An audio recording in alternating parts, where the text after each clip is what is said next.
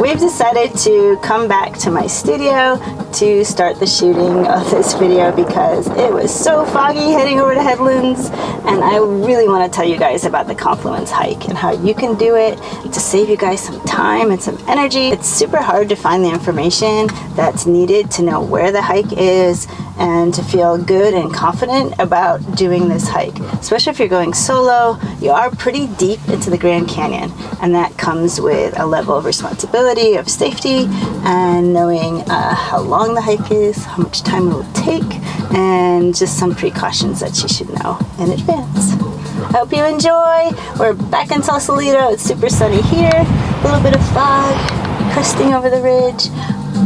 Beautiful day. To do this trip, I flew into Vegas. I'm on like 2 hours of sleep. There was a gig last night. It was really magical, and now it's chilly again today. San Francisco weather.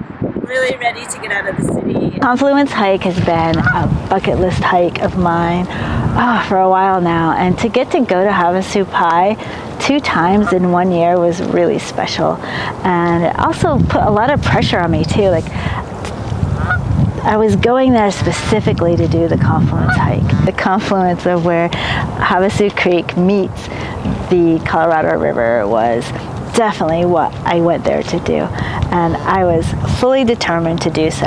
And the fact that I did it 2 days in a row was a heck of a lot of hiking, because before that you're hiking down into the Grand Canyon, and that next morning or same day, however you want to look at it, 2:30 in the morning, you're hiking back out. So a hell of a lot of strong hiking had to happen to make this hike work. The original plan was to stay at the Grand Canyon Caverns Inn, which I had stayed at before, and you can see in this video, where I put it up here, or in the description below. They were full, and that is where the check-in point is for the Havasupai permit, which is required for this trip. You must have a permit, or you need to be on a raft, and you can hike in that way, but you would also need a permit to enter the Havasupai lands. I went on to Seligman. It's not too far away from there. It's quite a short drive, maybe half an hour. Okay, yeah, so I'm staying in Seligman, Arizona. I'm at the Aztec Inn, and it has this vibe of Route 66. There's a cafe down the street. It's called the Roadkill Cafe. Kind of fun. Yeah, and this motel is pretty standard looking. It does have this creative space. This is a place where people can play board games, and it's very kitschy here. Yeah, so it has 5 stars online. I made 2 attempts to do the Confluence hike. On the first attempt, I didn't reach Beaver Falls until 11 a.m. It's 9 in the morning right now. The cutoff for making Confluence is 10 a.m. at Beaver. So I need to put some miles on. Have you been? Yeah, I'm trying for Confluence, but... Are you going to Confluence today? I'm going to try. I just keep filming stuff. It's a little late. Ooh la la. Ooh la la.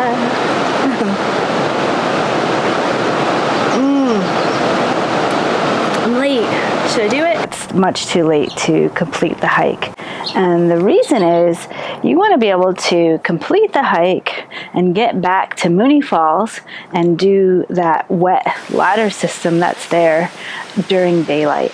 I haven't done it yet with a headlamp, but you know, I think I'm going to pass on that one. We're not allowed to camp down in the Grand Canyon, whether you're camping on the Grand Canyon National Park side or if you're camping on the Havasu Reservation side. The only place where camping is permitted is in the Havasu Campground itself. So you want to make sure you have enough time to do 12 miles round trip, 6 miles each way hike that's to the confluence from the Havasupai Campground. My first attempt to do the hike, there was a few obstacles. One of the main obstacles was the heat. It was around 105, 106 degrees in the Grand Canyon. I had plenty of water, I had a water filter, I was prepared in that way, and I highly recommend having a water filter for any Havasupai hike.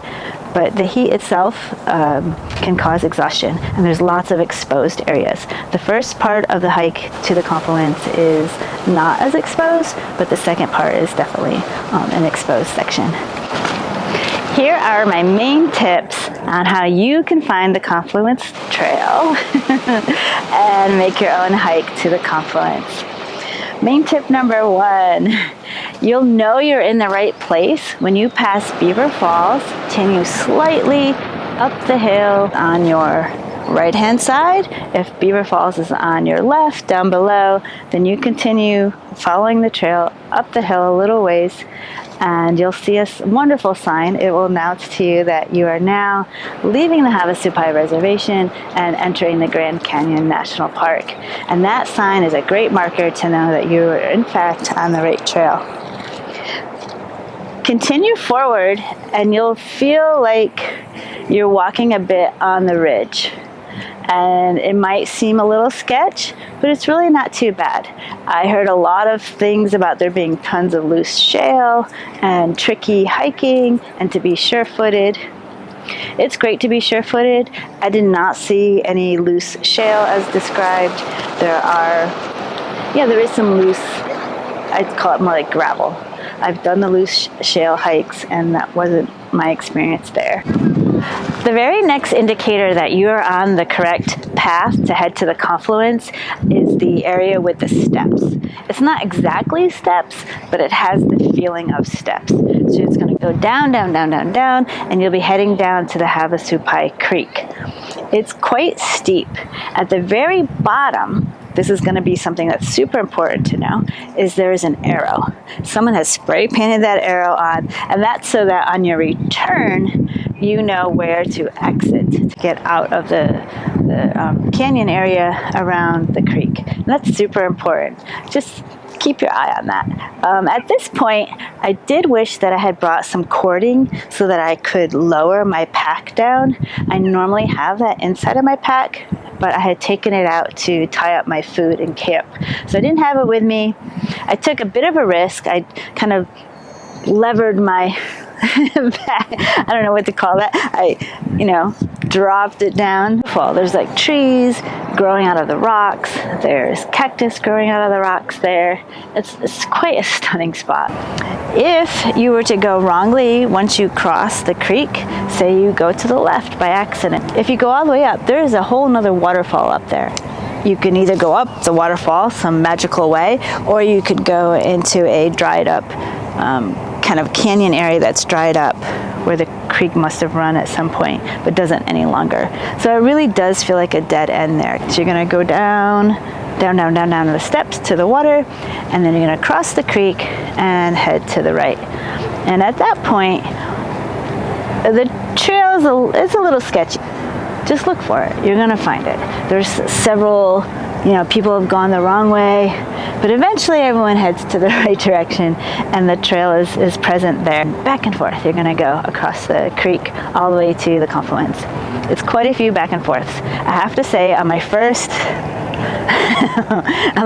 go, I got pretty hot, pretty heated. I didn't take enough precautions, and I'll let you know what those were that I took the second time that made it more successful. But the first go, I was really concerned about, was I on the trail? I was asking people that I encountered on the trail if how much further it was to go. No one really had enough information. People were confused, and later I realized maybe they were feeling what I was feeling, which was a bit of heat exhaustion. Because at one point, when I decided to turn back, when I had given up, I was like, well, I'm not going to make Confluence today. I should hike back to camp and then just enjoy the hike back. Started to hike back, and lo and behold, the back where I was headed and what was behind me looked really similar. It looked like beautiful walls, a creek. And I had done so many creek crossings at that point, I wasn't aware of which direction was the correct direction. Now, mind you, if you make that mistake, the worst that's going to happen is you're going to get super hot, you're in the wrong place, you're going to be at the wrong end. Shouldn't be a life or death situation, but it definitely caused some panic. The thing that saved me, it was kind of funny. I had stopped to do a handstand against a wall, and I just kept my fingers crossed that I was going to pass that point and see my handprints on the ground, and then I would know that I was indeed heading back instead of trying to charge forward towards the Confluence, which I had already given up on. But yes, I did find my handprints, and I was so relieved. The third indicator that you're on the right hike is you're going to go through a tunnel. And as you go through the tunnel, you might, for the first time on the hike, encounter a ton of people. And that's because the rafts let off there. And there's a lot of raft tours going down the Colorado River, and those folks sometimes walk up Havasu Creek and they check things out. I don't think it's logistically possible to go all the way up to Beaver Falls from there if you're on one of those rafts. For one thing, you do need a permit, technically. But the other thing is that I don't think they have enough time. My experience there was that it was extremely hot. You couldn't hang around that area for very long. Like literally, it's just too hot. And the timing that you get there is about noon. So imagine you're someplace at the heat of the afternoon and it's over 106 degrees. Oh my goodness. It was so hot, in fact, that to touch the rocks and to stand there, the heat was extreme through my shoes, through everything. It was super uncomfortable to be up there. A lot of people who were getting off the rafts were fully covered because it was so hot, intensely hot, and hot. The point is that staying at the confluence for any great length of time is very difficult. It is a gorgeous place to get into the water, and you can swim and explore that area in the water, and that's fabulous. But standing up top where the view of the Colorado River is just insanely wonderful. It's such a wild river, and to see the people on the rafts and whatnot is really great. But to hang out there is not safe at all. It was probably close to 110 degrees or so. It was much hotter there than any other place. There are things on that first go which really slowed me down. Number one, I took way too much photos and just total enjoyment of the hike to Beaver Falls that I arrived too late. The second thing was not knowing where I was going caused some wasted time, and interacting with people who were confused probably wasn't very helpful for my confidence in finding the hike. And then the third thing was the sheep. The bighorn sheep that are down there, that's a real danger. I spent a long time there. There were some folks who had come off the raft who were also encountering the sheep, and together we decided to just wait that out. And then returning, once I turned around, I had this really long encounter with the bighorn sheep, and they were with their young, and the little ones literally laid down in the trail itself. So I was a little bit pinned for quite some time, and I decided to just enjoy the moment, and the sheep were fabulous. I also knew after the first encounter that probably this was just going to be a reconnaissance trip, and that I would have to either return to Havasupai or try it again the next day. And that was a real difficult decision, trying to do the hike the second day after putting forth all that effort and expending all the energy to go the first day after hiking down into the canyon. It was pretty exhausting, to say the least. But I was determined, and I did set forth the next morning, and I felt like I had a better handle on where I was going and what I was likely to encounter on that first leg of the hike, which included sheep, possibly. This is Confluence Take 2. I'm up a little earlier. I'm not going to photograph things. Everything's so beautiful. It's so long. Until I get to where I left off from yesterday. So I got pretty far on the hike yesterday. It was really hot. It's really necessary to leave earlier because of the heat. So we'll see how it goes. And cheers. Oh, we get to see the sheep again. There it is. 6:46. Yes. Hell yeah. Good time.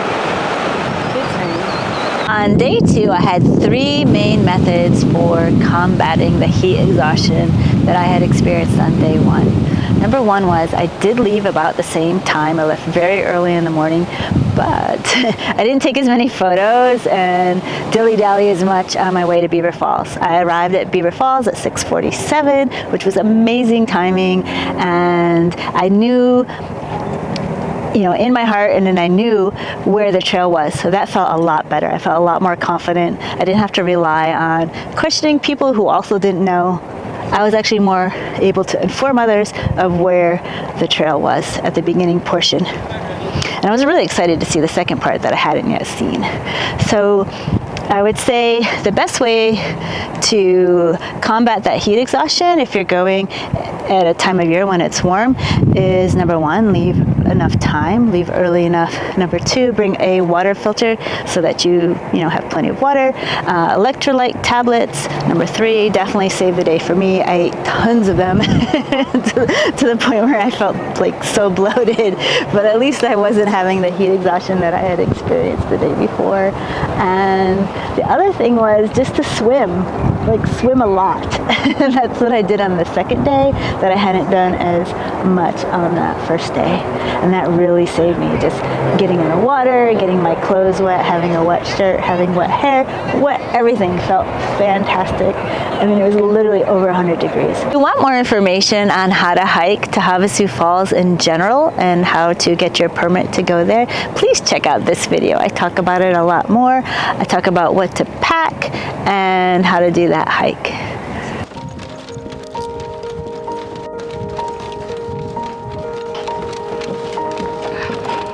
Pretty skies over there. Yay! Oh, you were so good.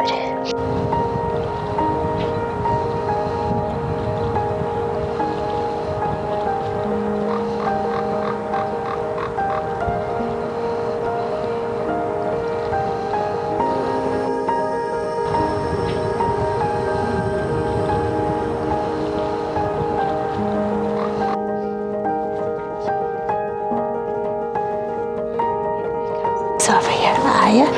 There we go. All right, Aya's done. Now you guys gotta switch spots. Sit, sit, sit. Would you lower this? Good girl.